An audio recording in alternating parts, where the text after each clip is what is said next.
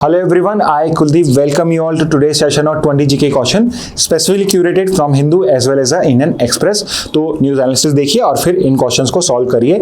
जो स्टूडेंट्स पूछते हैं कि नोट्स कैसे बनाने हैं, तो सिंपली क्वेश्चन लिख लीजिए, उसका आंसर लिख लीजिए। शॉर्ट में भी लिख सकते हैं। एग्जाम्पल के लिए नेशनल फ्लैग डे कब होता है, तो when is national flag day, ये लिखा, उसका आंसर लिखा, या ब्लैंक भी कर दीजिए अगर आपको लगता है कि आपको याद भी है तो नेशनल फ्लैग डे हम कब करते हैं, तो सबसे पहली न्यूज हमने कवर करी थी जुलाई 22 आज का जो दिन है वो नेशनल फ्लैग डे होता है। तो फर्स्ट का आंसर ए हो जाएगा। सेकंड पे आते हैं, एक्स ऑफिशियो चेयरमैन कौन होता है राज्यसभा का, तो वो होता है vice president of India. Jagdeep Dhankhar के केस में हम इसको ही कवर कर रहे थे। सेकंड का करेक्ट आंसर डी है। थर्ड का देखते हैं, what is the minimum age to be eligible for office of vice president, तो प्रेसिडेंट और वाइस प्रेसिडेंट दोनों ही केस में सेम मिनिमम एज रिक्वायरमेंट होती है और वो है 35 ईयर्स ऑफ एज। तो थर्ड का करेक्ट आंसर बी।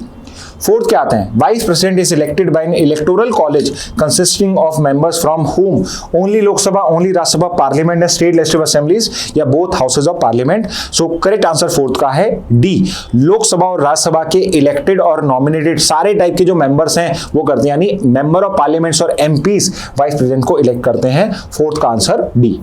फिफ्थ पे आते हैं, which voting system is use in the vice presidential election, vice presidential election में कौन सा वोटिंग सिस्टम यूज किया जाता है, तो उस पर्टिकुलर केस में यूज किया जाता है आपका proportional representation system by single transferable vote. तो फिफ्थ का करेक्ट आंसर सी हो जाएगा। नेक्स्ट पे आते हैं, who was the first vice president unanimously elected, first vice president नहीं पूछा है, यूनानिमसली इलेक्टेड पहला वाइस प्रेसिडेंट पूछा है और वो दोनों ही सेम है और करेक्ट आंसर सिक्स का है ए, doctor S Radha Krishnan.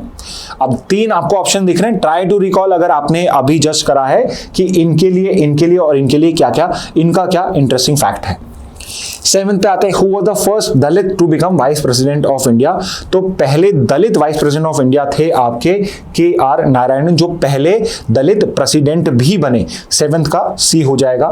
Which vice president also served as the chief justice, very important question, कौन से ऐसे वाइस प्रेसिडेंट है जो इंडिया के चीफ जस्टिस ऑफ इंडिया भी रहे और सिर्फ यही नहीं एक्टिंग प्रेसिडेंट भी रहे, तो वो थे आपके एम हिदायतुल्लाह। तो 8 का करेक्ट आंसर बी हो जाएगा। 9 पे आते हैं, who was the first vice president to die while in office, तो वो कौन से वाइस प्रेसिडेंट हैं जिनकी डेथ इन ऑफिस हुई थी, तो एक ही ऐसे हैं, वो हैं आपके कृष्णकांत, तो vice president Krishnakant died in office. 9 का करेक्ट आंसर है ए। 10th पे आते हैं, who serve 2 consecutive term as vice president after doctor Radhakrishnan, तो पहले जो वाइस प्रेसिडेंट थे जिन्होंने 2 टर्म सर्व करे वो तो थे डॉक्टर एस राधाकृष्णन, जो आपके पहले थे कंसेक्यूटिव करे, और उसके बाद थे आपके हामिद अंसारी, मोहम्मद हामिद अंसारी और एमएच अंसारी, जो आपके सेकेंड ऐसे वाइस प्रेसिडेंट बने जिन्होंने 2 consecutive टर्म सर्व करे। तो 10th का करेक्ट आंसर है ए। 11th पे आते हैं, who was the first Muslim to become vice president of India, पहले Muslim vice president of India कौन थे, तो वो थे आपके डॉक्टर जाकिर हुसैन, जो इंडिया के सेकंड वाइस प्रेसिडेंट भी थे आफ्टर एस राधाकृष्णन। 11th का आंसर डी। 12th पे आते हैं, how long is the term of vice president, vice president का टर्म कितने टाइम का होता है, तो बहुत बार स्टूडेंट इसमें 5 और 6 ईयर्स में कंफ्यूज होते हैं, तो सिंपल सा ट्रिक बताता हूं, इलेक्टेड ऑफिस में 5 ईयर्स होता है और जो आपके ऑफिसेज हैं कॉन्स्टिट्यूशन के जैसे सीएजी वहां 6 ईयर्स होता है। ठीक है, तो मैंने एक आगे का आंसर आपको पहले दे दिया है। 12th का करेक्ट आंसर सी हो जाएगा। नेक्स्ट पे आते हैं, when was enforcement directorate established, enforcement directorate ED जो है इसका स्थापना, इसका एस्टैब्लिशमेंट कब हुआ था, तो it was established in 1956। 13th का बी हो जाएगा। 14th पे आते हैं, under which department does the enforcement directorate function, ED जो है ये किस डिपार्टमेंट के अंदर में आता है, तो ये एक इंपॉर्टेंट क्वेश्चन है। क्यों? बिकॉज ओरिजिनली वो डिपार्टमेंट ऑफ इकोनॉमिक अफेयर्स में आता था, बट अब वो डिपार्टमेंट ऑफ रेवेन्यू के अंदर में है। तो 14 का करेक्ट आंसर डी है, इसको अच्छे से कर लेना, ठीक है, गलत मत कर देना इसको। 14 का डी है। 15 पे आते हैं, which of the following act is currently enforced by the ED, ये भी एक अच्छा क्वेश्चन है, कौन सा एक्ट है जो ईडी से इन्फोर्समेंट है, पीएमएलए है, एफसीआरए है 2010 का, बोथ ए एंड बी है, या एससीआरए है। ठीक है, तो बहुत ए एंड बी भी हो सकता है, बट ये आपको कंफ्यूज करने के लिए बनाया मैंने, बिकॉज वो एफसीआरए नहीं है, वो है फेमा जो इसके अंदर में आता है। तो इसका करेक्ट आंसर है ए, 15 का ए है। ठीक है, 16 पे आते हैं, who is the current director of the enforcement directorate. तो इन्फोर्समेंट डायरेक्टरेट का डायरेक्टर कौन है? तो इन्फोर्समेंट डायरेक्टरेट को डायरेक्ट करता है आपका राहुल नवीन। 2023 ऑनवर्ड्स यही है आपके 16 का करेक्ट आंसर डी। 7 पे आते हैं, who is the current CAG of India as of 2025। Current CAG कौन है इंडिया के?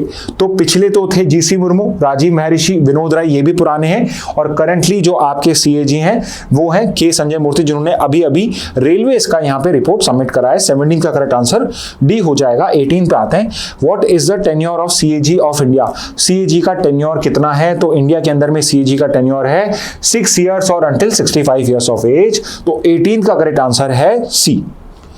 19 पे आते हैं, who appoints the controller and auditor general of India. CAG को कौन अपॉइंट करता है? कॉन्स्टिट्यूशनल ऑफिस है, तो कौन करेगा? प्रेसिडेंट ऑफ इंडिया ही करेगा। तो 19 का करेक्ट आंसर है ए। 19 का ए हो जाएगा। 20 देख लेते हैं, NISAR is a joint satellite mission between which two space agencies. जो निसार इसका फुल फॉर्म अगर आपको पता हो, पता भी होना चाहिए, और निसार में एन और आई जो है वो उसी के लिए है, नासा और इसरो के लिए। तो 20 का करेक्ट आंसर डी। और 2 बोनस क्वेश्चन भी है। 21st question, the right to vote in India is classified as what? Is it a fundamental right? Yes it is. No it is not. Is it a constitutional right? As of now, not.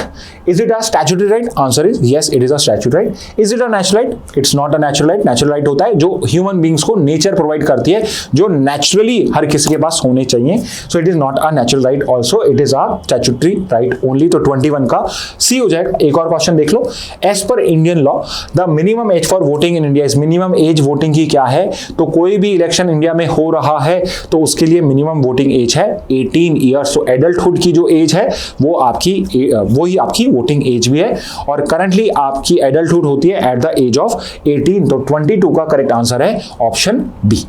Okay, तो students ये थे आज के important 22 GK question. और भी बन सकते हैं, न्यूज एनालिसिस देखिए, आप खुद क्वेश्चन बना सकते हैं, कुछ अंडरलाइन इंपॉर्टेंट मिलता है उसको अंडरलाइन कर लीजिए और इसी तरीके से अपनी जीके को प्रिपेयर करते रहिए। अभी पढ़ाते पढ़ाते मेरे को आपके लिए एक सजेशन आया कि कोशिश ये करिए कि अभी आपने जो न्यूज एनालिसिस देखा, अभी आपने जो 20 जीके क्वेश्चन करे, इसको अभी ही आप रट लो, जितना हो सकता है अभी आधा घंटा दो, अभी रिवाइज कर लो, गेट डन विद इट। और इसके बाद में कल परसों भी एक बार और देख लेना, उससे ये होगा कि आपको ये चीजें जो है ये याद हो जाएंगी। Okay, so with this message let's end today's session. Thank you and have a very nice day.